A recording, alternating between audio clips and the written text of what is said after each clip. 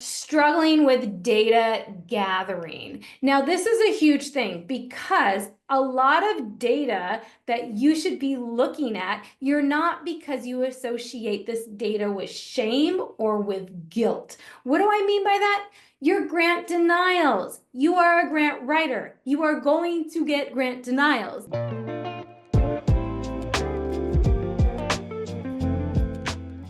Here are 4 common struggles that we've seen freelance grant writers have in 2024 and how we're going to overcome them moving forward. What are the most common freelance grant writing struggles in 2024?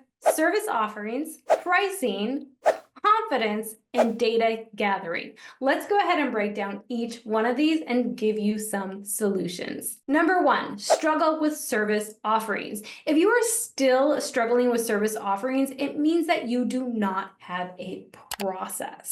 And without a process, it doesn't matter if you're a specialist, meaning you serve certain cause areas, or you might just write federal grants and kind of niche down into the certain types of grants that you write or the certain annual operating budgets of nonprofits that you work with.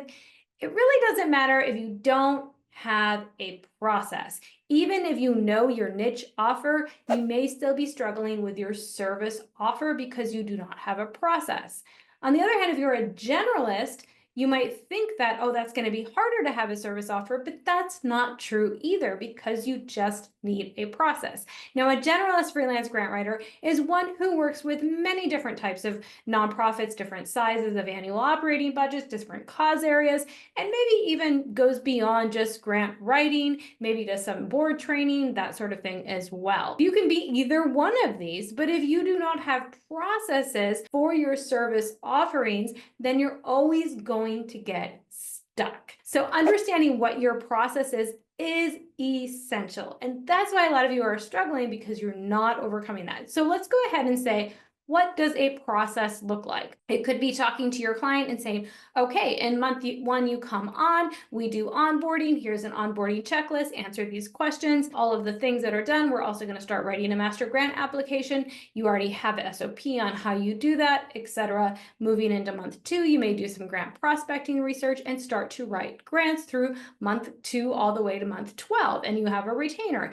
And even though you're writing different grants and working with different nonprofits, you have processes and SOPs to all the things that you do. That is going to be a really sound service offering. It's not just about like, I write grants. No, there's a lot more nuance to it, and there's a lot of processes that you need to have in place. Inside the Freelance Grant Writer Academy, we help you with creating a change statement is what we call it, and that gives you all of the information on what you're actually going to be doing for your service offering and your processes.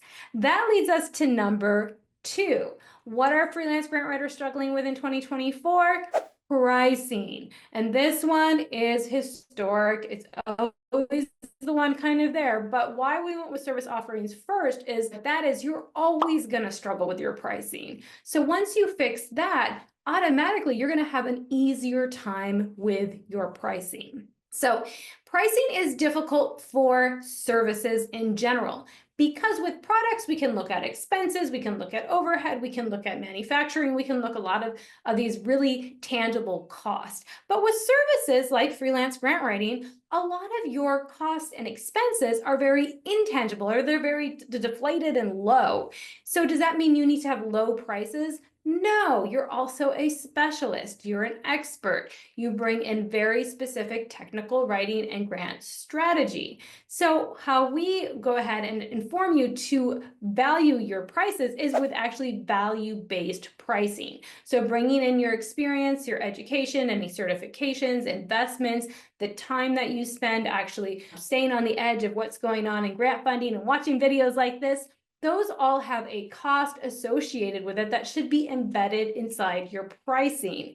That is going to give you very clear and confident knowledge in how you communicate your benefits and value in your pricing as well. And we also have another video and podcast episode that you can definitely catch all about pricing and the different ways we price and why we actually lean into value-based pricing, what the different prices strategies are. We don't want you just to lean into hourly because the better you get, get, the fewer hours you work, and then you would get paid less when you get more experience. That doesn't make any sense. We cannot just look at your expenses because your expenses are low. So we want to go with value-based pricing. And inside the Freelance Grant Writer Academy, we teach you specifically with our value-based pricing. We have an Excel sheet, we have all the things to figure it out and to help you with moving forward and how to associate that with your certain offers that you have. Number 3, what is the third thing that freelance grant writers have struggled with in 2024? That is confidence. A lot of y'all are having imposter syndrome, and it could be directly tied to the 2 main skills that you need to have as a freelance grant writer. Number 1, obviously, the skill of writing grants. And number 2, which you might not realize is actually a skill you need to learn, sales. When you know your skill of doing the work and how to sell the work, those are your 2 main skills that you need as a freelance grant writer.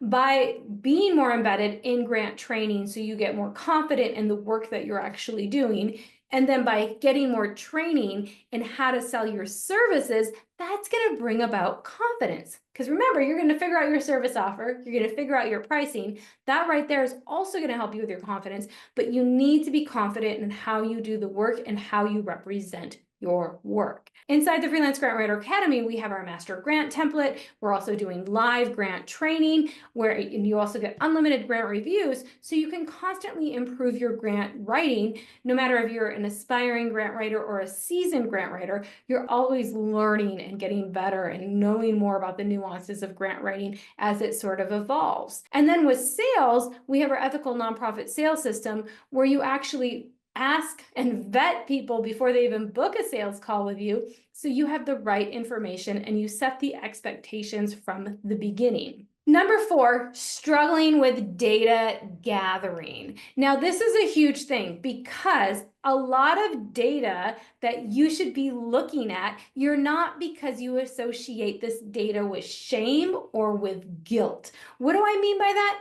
Your grant denials. You are a grant writer. You are going to get grant denials. And this will give you information that is very important for you to know and to have.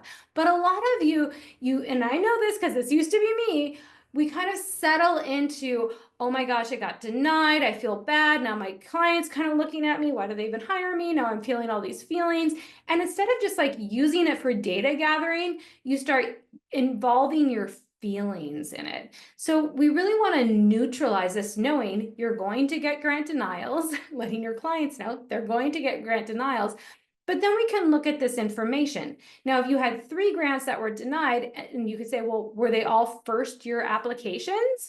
Were they all asking for a certain priority that just didn't connect really well? That was kind of a stretch with the funding source that we are looking at. Were we asked to apply? Were we not asked to apply? You really want to look at the data and get out of the guilt and shame, study the data, really analyze what's going on, what could have been improved, and so much more, even if you don't get feedback. Yes, try to get feedback from the funding sources. Sometimes that's impossible though. So analyze what you have and really be neutral about it, because then you can say, okay, I need to double down and do this other thing. We need to come up with a different angle. We need to start developing more relationships with funding sources. Then you can really see what the real strategy is needed to get your clients results. So to sum this up, the 4 main struggles that we've seen grant writers struggle with in 2024: service offerings, pricing, confidence, and data gathering. Now, this is really important as we lean into 2025 to do and take action on all the things that I said to do. It's not really a lot.